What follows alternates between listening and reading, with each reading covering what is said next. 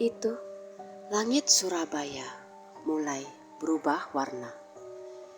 Awan hitam menggantung rendah di atas gedung-gedung, seolah menyimpan sesuatu yang tak ingin diungkapkan. Di dalam bus kota yang sesak, seorang wanita berambut sebahu duduk sambil memegang map coklat berisi berkas lamaran. Namanya Nita Ardelia, 27 tahun. Seorang sarjana administrasi yang sudah setahun lebih tidak mendapat pekerjaan tetap. Katanya, perusahaan ini buka lowongan besar-besaran. Gumamnya lirih sambil membaca kembali brosur bertuliskan PT Graha Tirtamas Global. Nama yang asing baginya. Alamat yang tertera cukup terpencil. Berada di kawasan pergudangan lama di pinggiran kota Surabaya, dekat dengan pelabuhan Tanjung Perak. Kenapa ya perusahaan besar itu ada di lokasi terpencil seperti itu? Pikir Nita ragu. Namun rasa penasaran dan kebutuhan akan pekerjaan mengalahkan logika. Ia tetap melangkah. Setelah turun dari bus, Nita berjalan melewati deretan gudang tua yang sebagian besar tampak tak berpenghuni. Angin sore membawa aroma asin bercampur besi karatan. Tak ada papan nama perusahaan yang jelas. Hanya sebuah gedung 3 lantai berwarna abu kusam dengan papan bertuliskan GTG Corp. Pintu depan dijaga oleh seorang satpam paruh baya dengan wajah datar. "Mau kemana, Mbak?" tanyanya ramah. "Saya mau melamar pekerjaan, Pak. Ini brosurnya." Satpam itu menatapnya lama sebelum tersenyum tipis. "Oh iya, silakan naik ke lantai 2. HRD-nya sudah menunggu." Nita mengangguk sopan dan menaiki tangga besi yang berderit setiap kali ia injak. Suasana dalam gedung itu sepi. Hanya terdengar bunyi mesin pendingin ruangan yang mendengung pelan. Di lantai 2, ia disambut oleh seorang wanita muda berpakaian formal hitam putih. Wajahnya cantik, tapi dingin. "Selamat sore, saya Rani, HRD di sini." "Anda Nita Ardelia ya?" "Ya, benar." "Baik, kami mencari staf administrasi. Pekerjaannya ringan, tapi butuh ketelitian. Kalau Anda bersedia, bisa langsung mulai besok." Nita tertegun. "Besok, Bu? Tanpa tes?" Rani tersenyum samar. "Kami butuh cepat. Kami sudah menilai dari surat lamaran Anda. Gaji awal 6 juta dengan fasilitas makan siang dan transportasi. Jumlah itu jauh lebih besar dari pekerjaan-pekerjaan yang pernah ia lamar." Meski hatinya berdesir aneh, Nita mengangguk. "Baik, Bu, saya terima." Rani menatapnya dalam, seolah ingin memastikan sesuatu. "Ingat, Nita, kalau sudah bekerja di sini, jangan pernah keluar gedung sendirian setelah jam 8 malam, apapun alasannya." Nita mengerutkan kening. "Maksudnya, Bu?" "Ini peraturan perusahaan," jawab Rani cepat. "Sudah, itu saja." Sore itu, Nita pulang dengan hati campur aduk antara senang dan bingung. Ia tidak tahu bahwa keputusan sederhana itu akan menyeretnya pada sesuatu yang jauh lebih mengerikan dari sekedar pekerjaan ilegal. Keesokan harinya, Nita tiba pukul 8 pagi. Ruang kerjanya berada di lantai 3. Ruangan besar dengan meja-meja berjejer dan komputer tua yang masih menggunakan layar tabung. Beberapa karyawan tampak bekerja dengan wajah pucat tanpa ekspresi. "Pagi," sapa Nita dengan senyum ramah. Namun tak ada yang menoleh. Hanya suara ketikan keyboard yang monoton. Ia duduk di meja kosong yang tampaknya sudah disiapkan untuknya.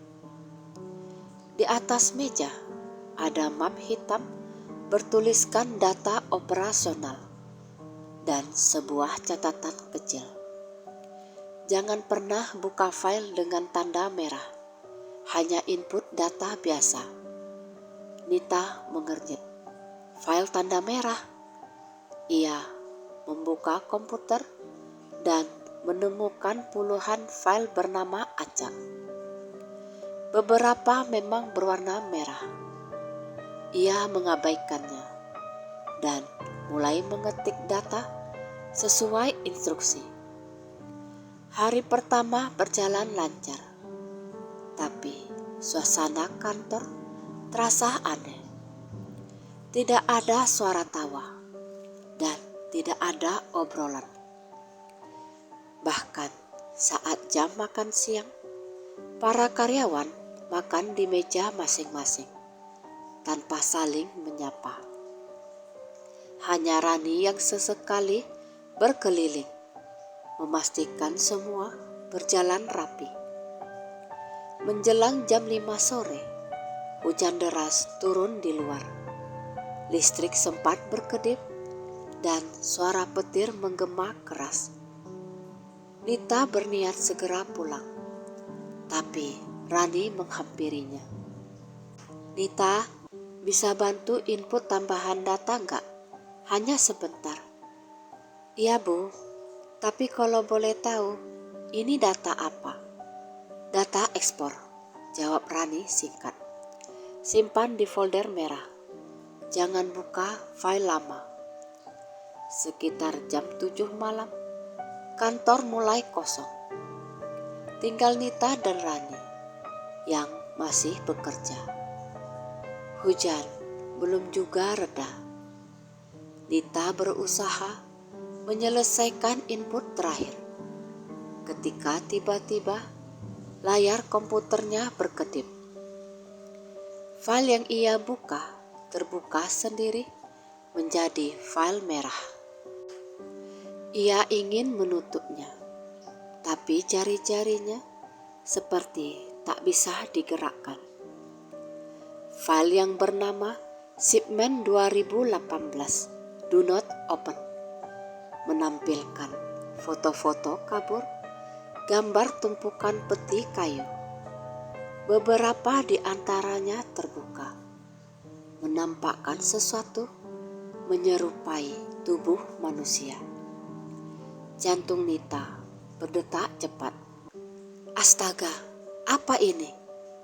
Tiba-tiba lampu di sekitarnya padam. Hanya layar komputer yang menyala merah. Dari arah belakang terdengar suara langkah pelan mendekat. Nita menoleh perlahan, tapi ruangan itu kosong. Ia berdiri, mencoba memanggil Rani, tapi tak ada jawaban. Saat ia menatap lagi ke layar, kini terlihat foto seorang wanita berwajah pucat, mata hitam pekat, menatap langsung ke arah kamera. Tiba-tiba Layar menjadi gelap. Lalu suara bisikan lembut terdengar dari belakang kursinya. "Kau pegawai baru ya?" Nita menoleh cepat. Di belakangnya berdiri sosok perempuan dengan seragam kerja sama persis dengannya. Tapi tubuhnya basah kuyup dan kulitnya membiru seperti orang tenggelam. Nita menjerit. Lampu kembali menyala dan sosok itu lenyap seketika. Di pintu, Rani berdiri dengan wajah datar. "Sudah kubilang Nita, jangan buka file merah." Sejak malam itu, Nita tidak bisa tidur nyenyak. Bayangan wajah pucat wanita di balik layar komputer terus menghantuinya. Ia bahkan terbangun beberapa kali karena mimpi buruk, melihat dirinya terjebak di antara tumpukan peti kayu berisi mayat.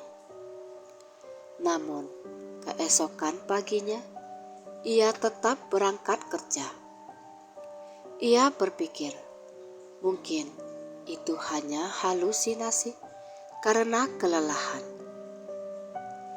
Tapi setibanya di kantor, rasa ngeri itu kembali muncul.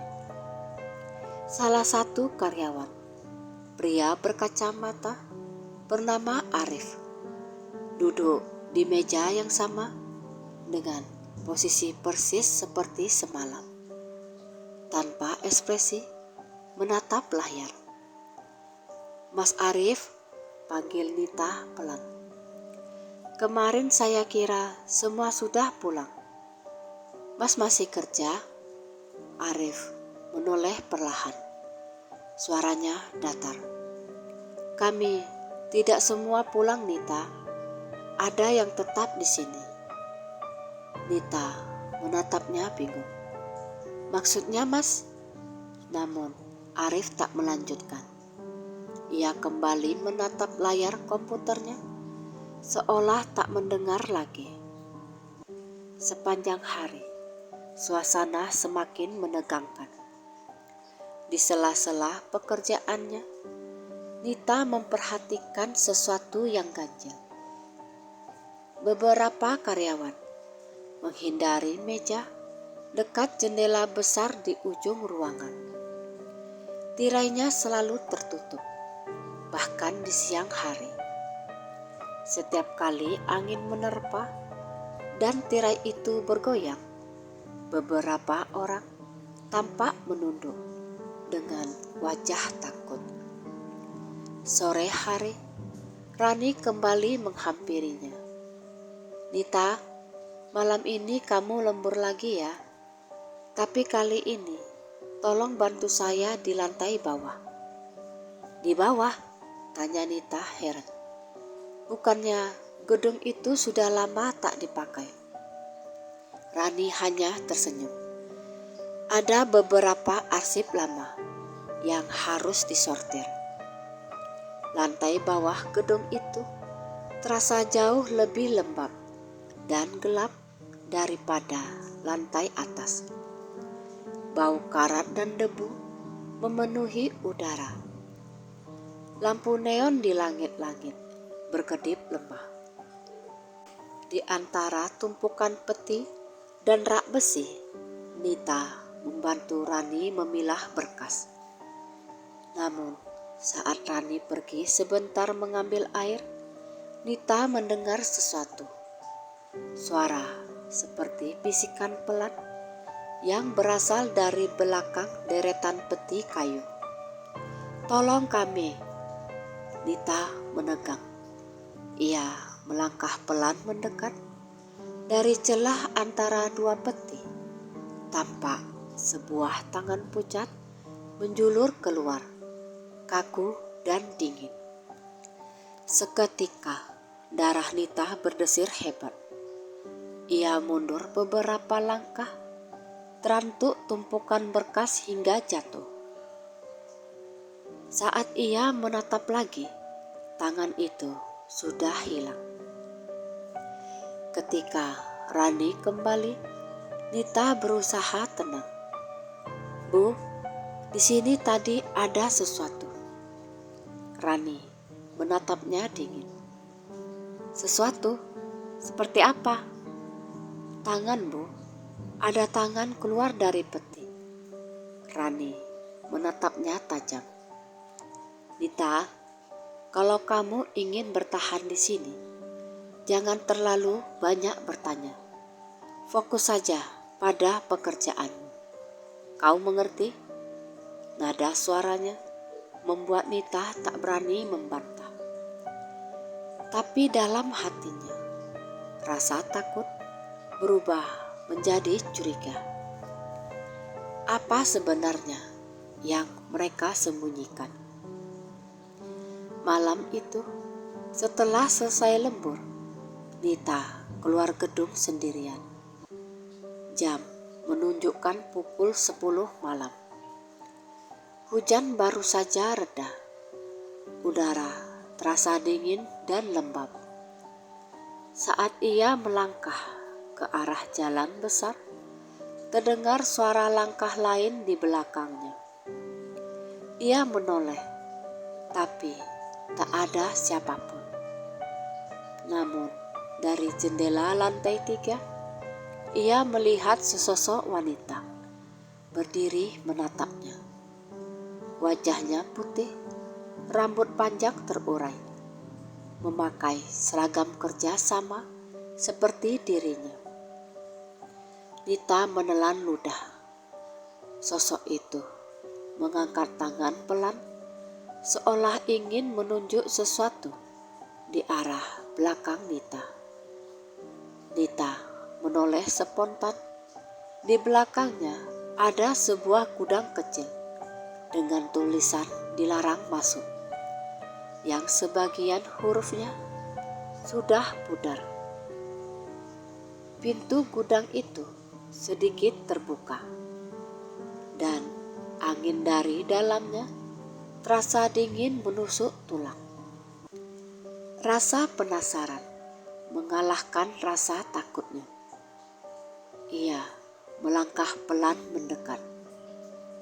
Begitu membuka pintu, aroma anyir menyambut hidungnya. Dalam cahaya redup, ia melihat deretan peti kayu besar bertuliskan kode angka dan tanggal pengiriman. Salah satu peti terbuka sedikit.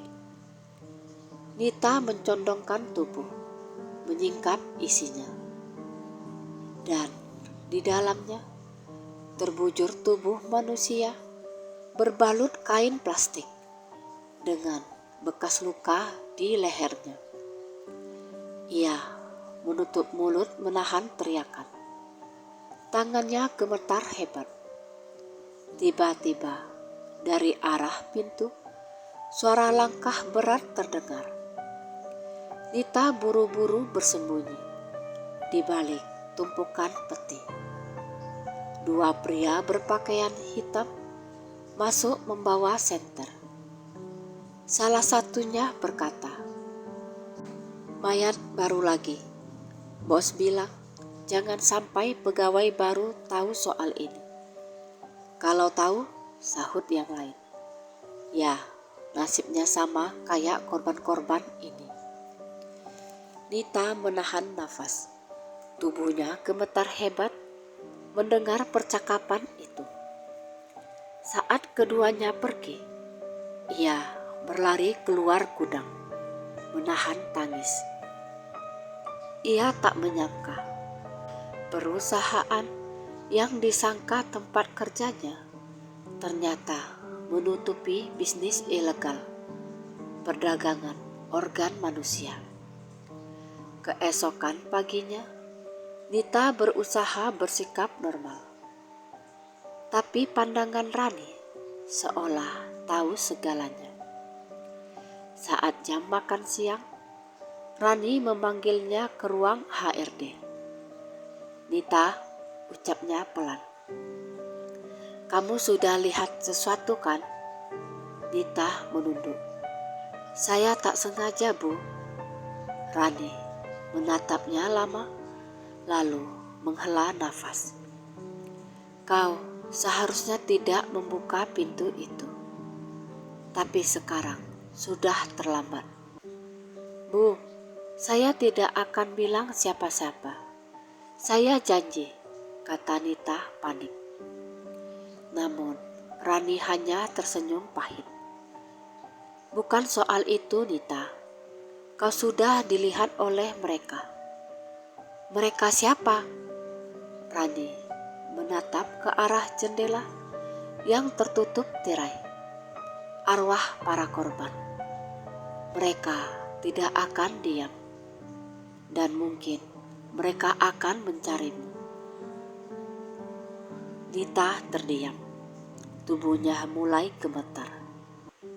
Di luar ruangan, suara printer terdengar berdetak pelan. Namun tiba-tiba berhenti. Hening panjang menyelimuti kantor. Saat itu juga, dari balik tirai jendela, tampak bayangan wajah pucat menempel di kaca, menatap lurus ke arah mereka berdua. Nita terpekik pelan, sedangkan Rani menutup matanya. Mereka datang lebih cepat dari yang kukira. Sejak hari itu, suasana di kantor PT Graha Tirtamas Global berubah makin mencekam bagi Nita. Ia mulai sering mendengar suara-suara aneh ketika bekerja sendirian. Langkah kaki tanpa wujud, suara ketikan di meja kosong, bahkan bisikan samar yang menyebut namanya dengan lembut tapi menyeramkan. Nita, bantu kami. Awalnya ia mencoba mengabaikan. Tapi setiap kali suara itu muncul, udara sekitar terasa dingin menusuk. Lampu berkelap-kelip dan komputer di meja-meja karyawan mati hidup sendiri. Yang membuatnya makin takut, hanya dirinya yang bereaksi. Semua orang di kantor tetap mengetik seperti biasa, seolah tidak mendengar apa-apa. Suatu sore, ia memberanikan diri mendekati Arif, karyawan berkacamata yang dulu pernah bicara aneh padanya. Mas Arif, bisiknya pelan. Apa Mas juga dengar suara-suara itu? Arif menghentikan ketikannya. Nita, seharusnya kamu sudah pergi dari sini. Pergi kemana? Keluar sebelum mereka menjemputmu. Nada suaranya pelan tapi tegas. Siapa mereka? Apakah arwah itu? Arif menunduk. Suaranya gemetar. Aku dulu seperti kamu, pegawai baru yang tak tahu apa-apa. Tapi aku tidak sempat keluar. Wajahnya tiba-tiba berubah pucat. Aku sudah mati, Nita, 3 tahun lalu. Nita terpaku. Darahnya serasa berhenti mengalir. Jangan bercanda, Mas. Namun tiba-tiba Arif menatapnya lekat. Wajahnya memucat semakin dalam. Matanya hitam, kulitnya membiru, dan suaranya serak. Kami semua di sini sudah mati. Seketika ruangan terasa berputar. Nita menjerit kecil, kursinya terguling. Begitu ia menoleh lagi, meja Arif kosong. Tidak ada siapa-siapa di sana. Ia terhuyung keluar ruangan, Nafasnya tersengal. Di koridor, lampu padam bergantian. Dan suara langkah kaki berat terdengar mendekat. "Siapa di sana?" teriaknya panik.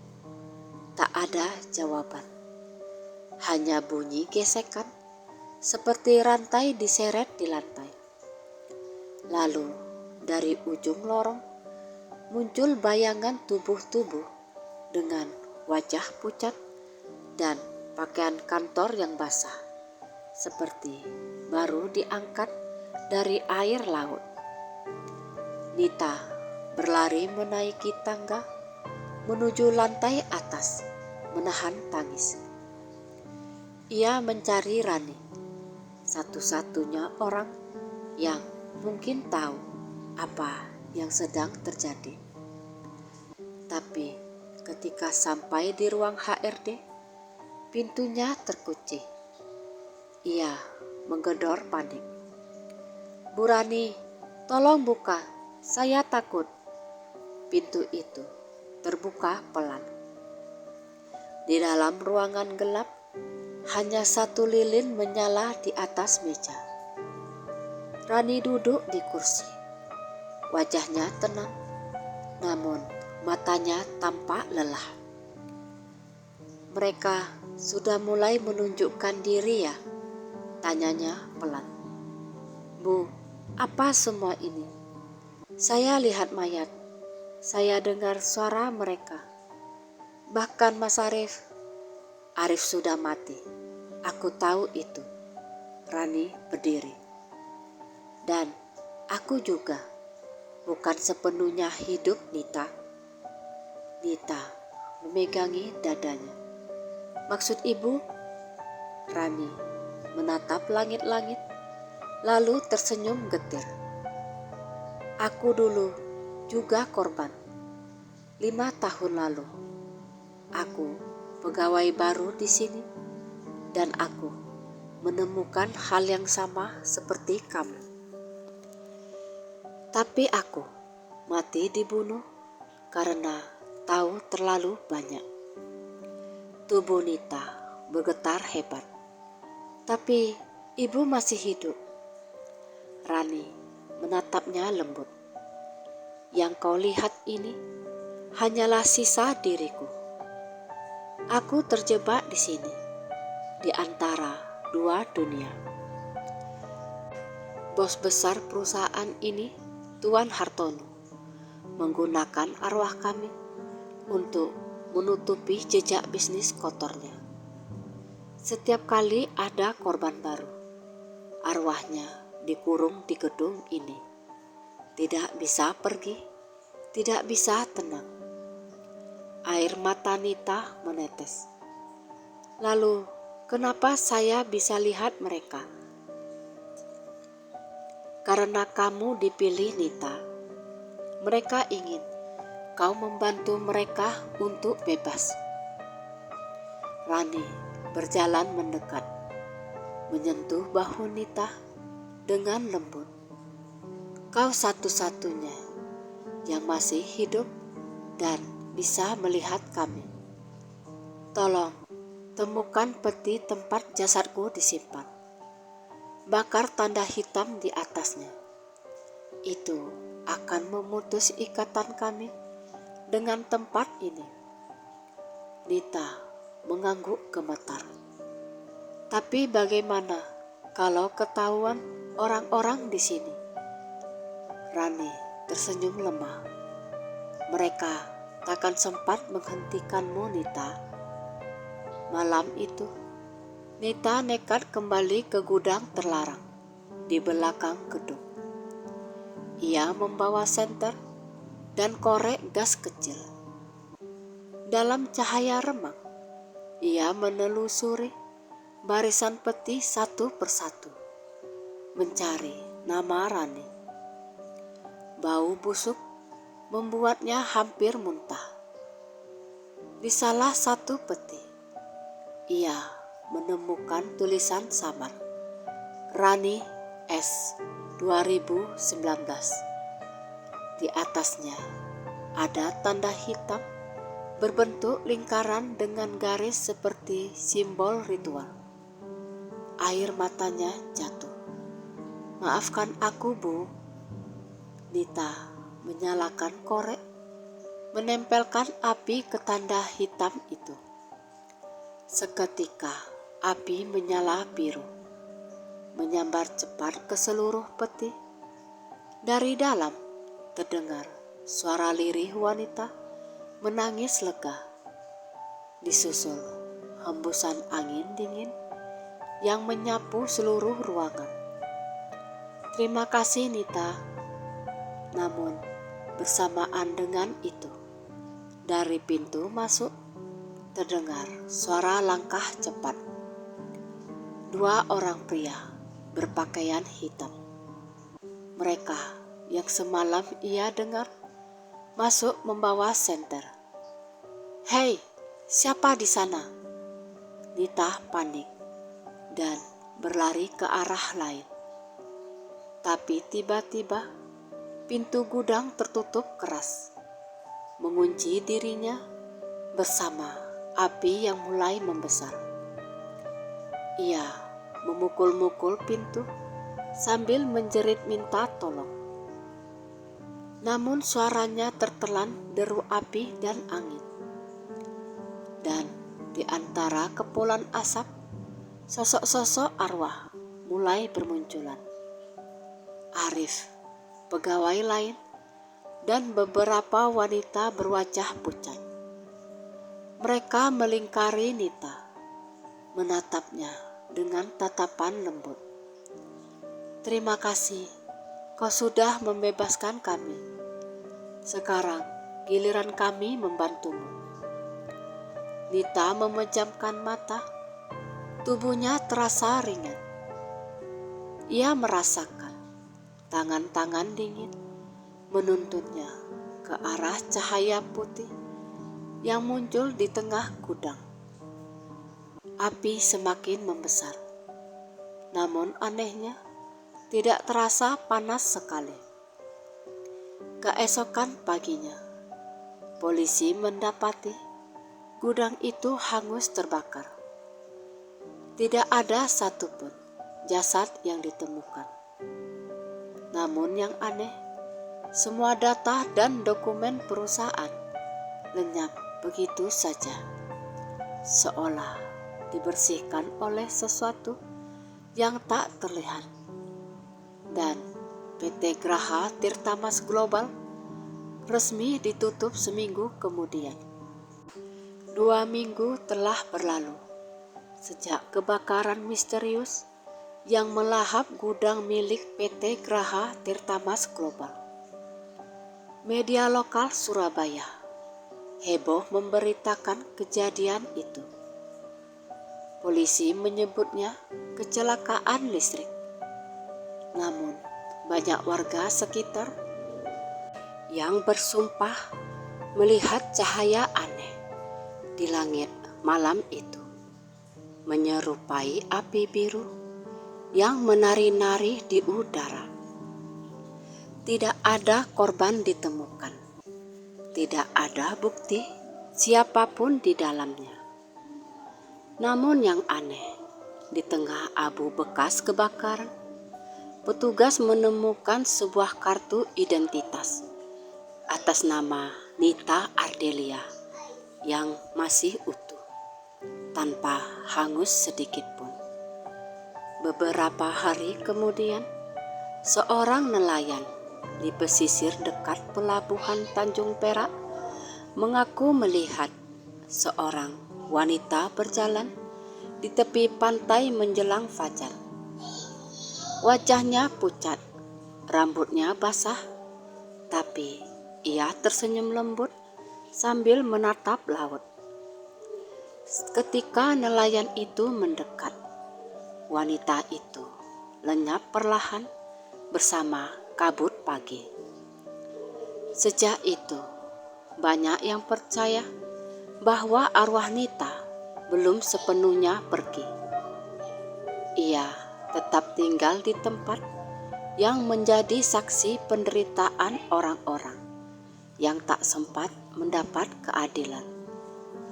Sementara itu, Rani yang sempat muncul dalam mimpi beberapa karyawan lama muncul terakhir kali di malam Jumat.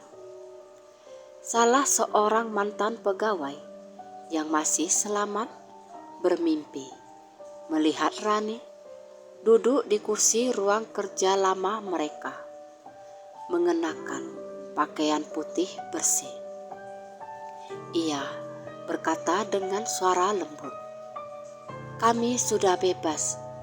Ini semua berkat Nita." Setelah malam itu, tidak ada lagi gangguan. Tidak ada lagi bisikan aneh di gedung bekas kantor itu. Bangunan tersebut akhirnya dibongkar. Dan di tempatnya kini berdiri taman kecil dengan pepohonan ketapang. Setiap sore, angin dari laut berhembus membawa aroma garam dan bunga kamboja, seperti wangi dupa dari alam lain. Namun, cerita tentang perusahaan ilegal yang menelan nyawa itu masih menjadi pembicaraan orang-orang sekitar hingga sekarang. Beberapa warga bahkan percaya roh-roh para korban kini menjaga tempat itu agar tak lagi digunakan untuk kejahatan. Di suatu malam, di sebuah rumah kontrakan kecil di kawasan Rungkut, seorang wanita muda bernama Laras yang seorang mantan teman kuliah Nita tengah merapikan berkas lamaran kerja. Ia sempat mendengar kabar tentang kebakaran itu dan kehilangan sahabatnya. Namun hatinya tak pernah benar-benar percaya bahwa Nita sudah pergi. Malam itu, ketika sedang menatap layar laptop, tiba-tiba listrik berkedip pelan. Layar monitor menampilkan jendela pesan yang muncul sendiri tanpa ia buka. Tulisan di layar berbunyi, "Laras, jangan kerja di tempat yang tak kau kenal. Pilih dengan hati-hati. Aku baik-baik saja." Laras terperanjat. Ia mengenali nama pengirimnya, Nita Ardelia. Ia menangis tanpa suara. "Nita, kamu di mana sekarang?" bisiknya lirih. Dan seolah menjawab, angin lembut berhembus lewat jendela, membawa aroma laut dan wangi bunga melati. Di layar, pesan terakhir muncul perlahan. "Aku sudah tenang, tapi tolong doakan mereka yang belum sempat berpulang." Setelah itu, layar laptop mati dengan sendirinya. Beberapa bulan berlalu. Di taman kecil, bekas gedung perusahaan itu, anak-anak sering bermain sepeda. Di antara mereka, ada seorang gadis kecil yang selalu berkata pada teman-temannya, "Ada Kak Nita yang suka bantu menuntun mereka pulang kalau sore." Orang dewasa menganggapnya sekedar imajinasi anak-anak.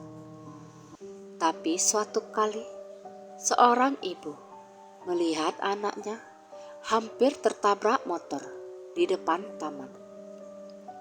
Ajaibnya, sang anak mengaku ada wanita berbaju putih yang menariknya ke pinggir jalan tepat sebelum kendaraan itu lewat. "Dia senyum, Bu," katanya, "namanya Kak Nita." Sejak saat itu, warga percaya bahwa arwah Nita bukan hanya menjadi penuntun bagi roh korban yang terjebak, tapi juga pelindung bagi orang-orang yang tersesat di sekitar tempat itu.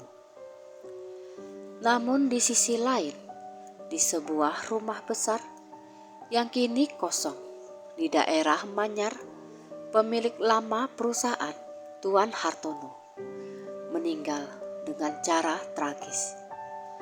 Tubuhnya ditemukan di ruang kerja dengan wajah ketakutan dan mata terbuka lebar menatap dinding.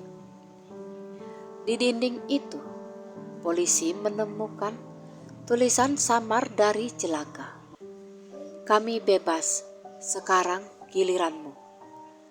Tidak ada tanda siapa yang menulisnya.